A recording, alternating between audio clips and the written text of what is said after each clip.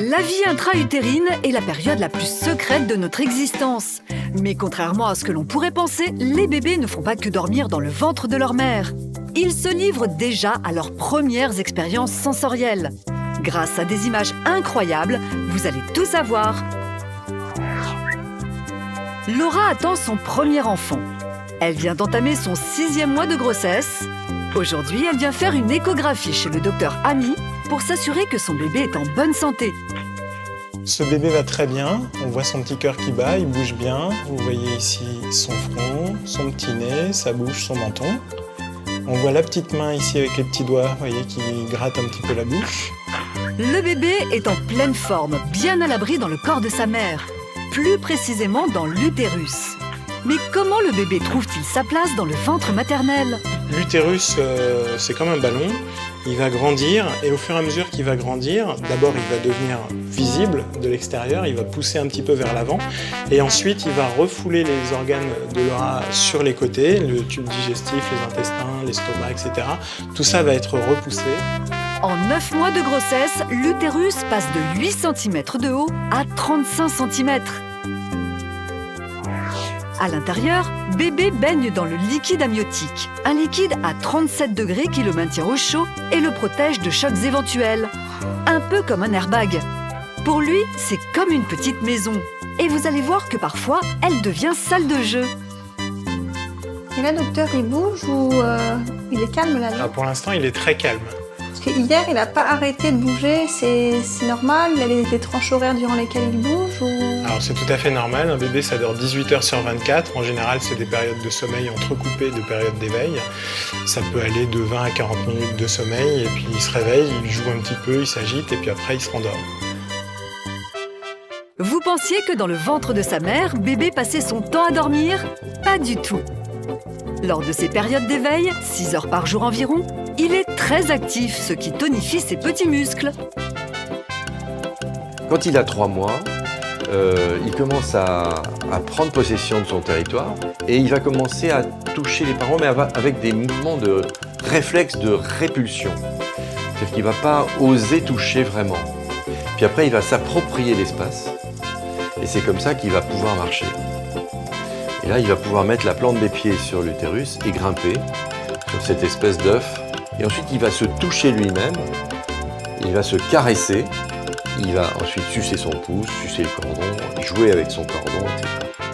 Tester ainsi la marche et le sens du toucher, tous les fœtus le font par instinct. Et cela aidera le nouveau-né à affronter les premiers mois de la vie. Mais qu'en est-il des autres sens? Le fœtus voit-il quelque chose dans le ventre de sa mère? Dans le ventre, le fœtus ne voit rien parce que la maman a un certain nombre de couches, il y a notamment des muscles, de la graisse et de la peau qui empêchent la lumière de passer. Donc, si vous essayez de mettre une escalope sur les yeux, vous verrez qu'on voit difficilement la lumière à travers, surtout si vous en mettez 2 ou 3. Si le système visuel du bébé est fonctionnel dès le 6e mois de grossesse, cela ne lui sert pas à grand-chose, car dans sa petite maison, à moins bien sûr de s'exposer à une lumière vive, il fait quasiment noir. En revanche, les scientifiques ont pu observer qu'en matière de nourriture, notre fœtus a rapidement des goûts alimentaires bien arrêtés. Le fœtus a développé son sens du goût depuis 3-4 mois de la grossesse, et en particulier, on sait que quand la maman mange sucré, le fœtus va téter, va avaler et va remplir son estomac. Le fœtus baigne dans le liquide amniotique et en avale régulièrement. Or, ce liquide a un goût qui varie selon l'alimentation de la mère.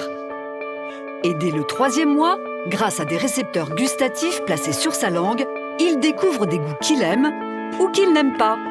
On sait très bien que quand la maman mange des goûts amers, eh bien le fœtus ne va pas téter, ne va pas ouvrir la bouche. Mais contrairement à une idée reçue, ce n'est pas parce que vous consommez un aliment que vous aimez que votre bébé l'adorera lui aussi. Une étude a montré que pour l'habituer suffisamment au goût des carottes, pour s'assurer qu'il les aimera, il faudrait en consommer matin, midi et soir. J'ai hâte de te voir, de voir ta tête, de voir ton petit visage. Et oui, tous les futurs parents le font. Ils parlent à leur bébé qui va naître.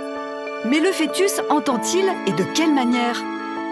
Dès 3 mois, dès 4 mois, le fœtus écoute, entend. Alors évidemment, c'est des bruits très sourds, c'est des bruits qui viennent de la mère, c'est des bruits internes. Tout ce qui se passe dans le tube digestif de la mère, c'est-à-dire l'estomac, l'intestin, etc. Le fœtus entend donc tous les bruits que fait sa mère. Ils lui sont transmis par vibration. Mais qu'en est-il des bruits extérieurs?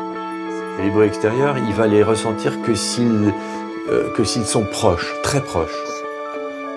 Des études montrent que les fœtus perçoivent les sons à partir de 90 décibels. C'est le bruit que fait cette voiture de sport quand vous êtes à quelques mètres.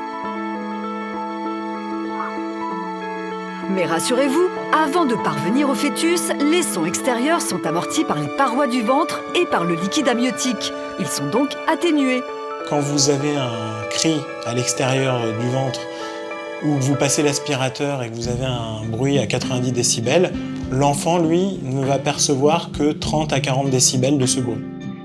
Le développement du système auditif à partir du 3e mois est essentiel, car c'est grâce à lui que le fœtus va développer ses premières capacités cérébrales. Judith Gervin est chercheuse. Elle et son équipe ont fait une découverte incroyable. Ils se sont rendus compte qu'à la naissance, les bébés gardaient en mémoire des traces de leur vie in utero. Quand ils naissent, ils sont capables de reconnaître la ou les langues que leur maman a parlé pendant la grossesse. Ils sont capables de reconnaître la voix de leur mère et ils sont également capables de reconnaître certaines histoires, des petites histoires que leur maman leur a racontées pendant la grossesse. Mais comment les chercheurs ont-ils fait pour le découvrir?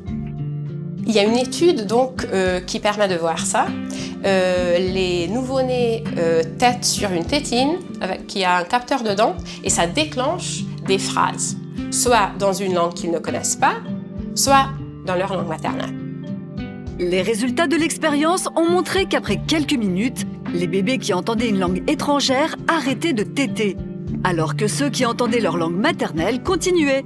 Cela montre bien qu'ils font la différence. Mais attention, cela ne veut pas dire qu'ils ont mémorisé des mots. Ce qu'ils entendent, c'est vraiment la musicalité, la mélodie, l'intonation de la langue maternelle.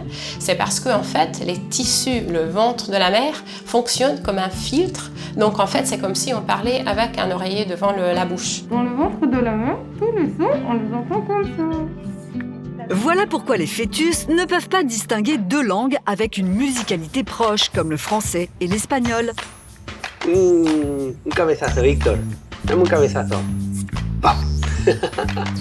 Vous savez maintenant qu'avant la naissance, le fœtus entend, sent et même enregistre des informations qui seront essentielles à son développement dans sa vie de nourrisson.